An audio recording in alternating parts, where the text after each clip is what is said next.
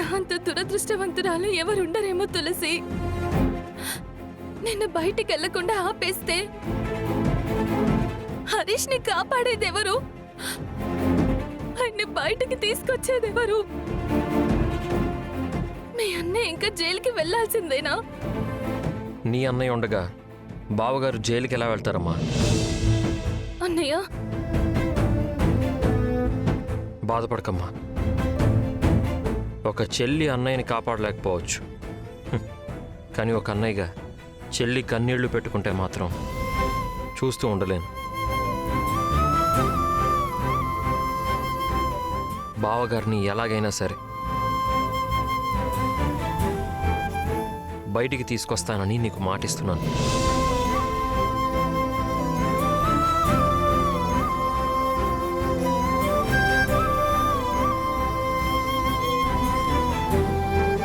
కానీ ఎలా అన్నయ్య?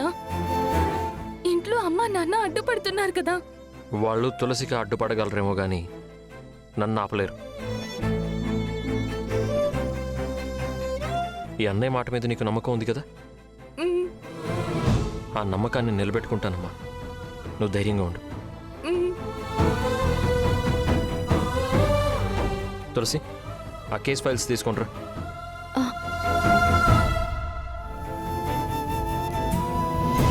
ఎదిగోండి. వెళ్ళొస్తానమ్మా.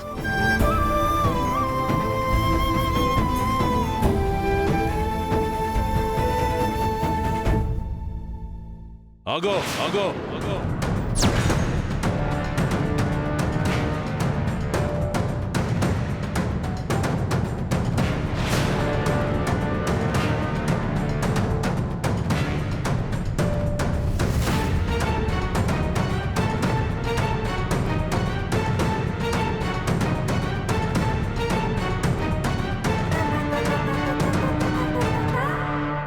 ఎక్కడికి వెళ్తున్నావు?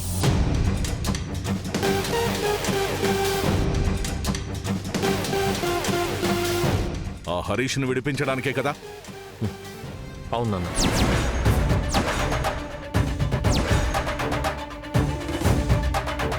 ఆగో.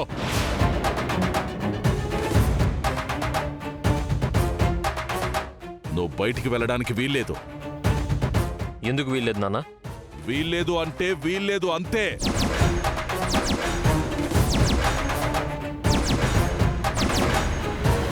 చూడు సిద్ధు, ఇప్పటి వరకు నువ్వు ఏ నిర్ణయం తీసుకున్నా, ఏ పని చేసినా, నాకిష్టం ఉన్నా లేకపోయినా నీ మీదున్న ప్రేమతో చూసి చూడనట్టు వదిలేశాను. కానీ ఈ విషయంలో మాత్రం నా నిర్ణయానికి తిరుగులేదు. నువ్వు బయటికి వెళ్ళడానికి వీల్లేదంటే వీల్లేదు అంతే.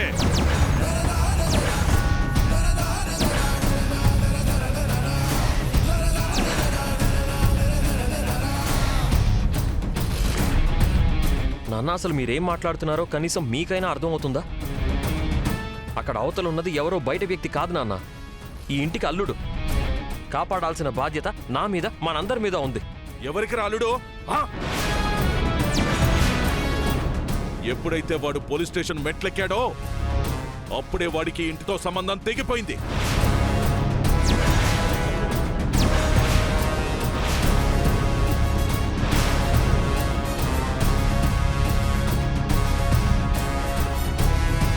చూడనా, మనకి సంబంధం తెగిపోయి ఉండొచ్చు, కానీ కీర్తితో తనకి ముడిపడిన సంబంధం ఇంకా తెగిపోలేదు నాన్న.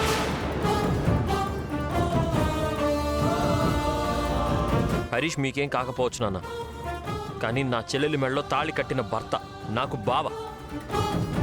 నేను ఖచ్చితంగా వెళ్తాను. నా నిర్ణయంలో కూడా ఎలాంటి మార్పు లేదు. ఒక్క నిమిషం.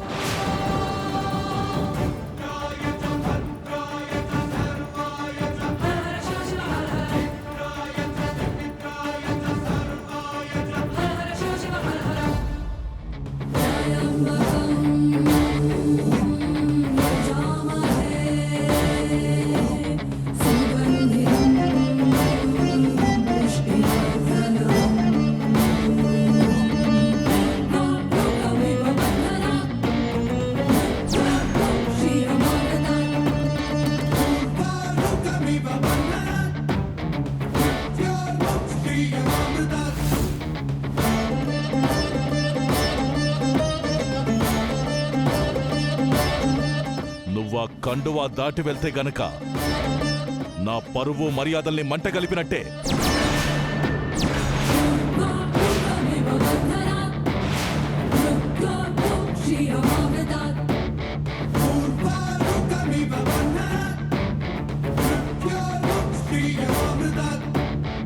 నువ్వా కండువా దాటి అడుగు బయట పెట్టావంటే నా గౌరవాన్ని నీ ఎడంకాలితో తన్ని వెళ్ళినట్టే.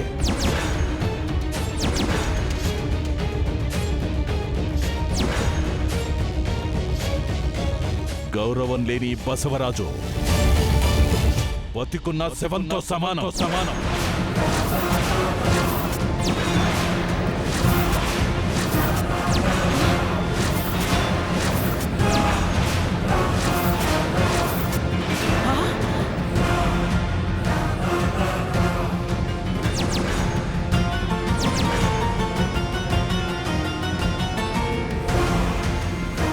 అది గుర్తు పెట్టుకొని నీ అడుగు కదుపు.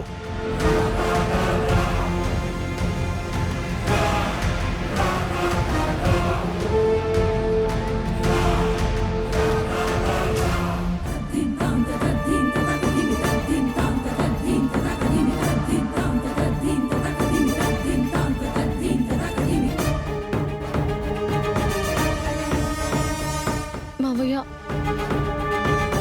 నన్నంటే ఆపేశారు. నేను ఆగిపోయాను. కనీసం మీ అబ్బాయి అయినా వెళ్ళి అమాయకుడైన మా అన్నయ్యని విడిపించనివ్వండి.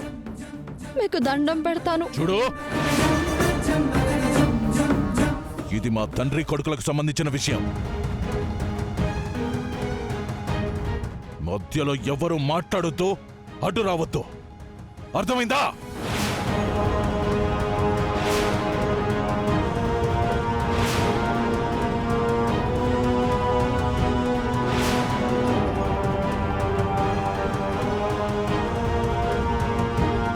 దేవుడా, వాణ్ణి ముందుకెళ్ళమని చెప్పలేను, ఆగిపోమ్మని అడగలేను. ఇకంతా నీదే భారం అయ్యా. నువ్వే కాపాడాలి.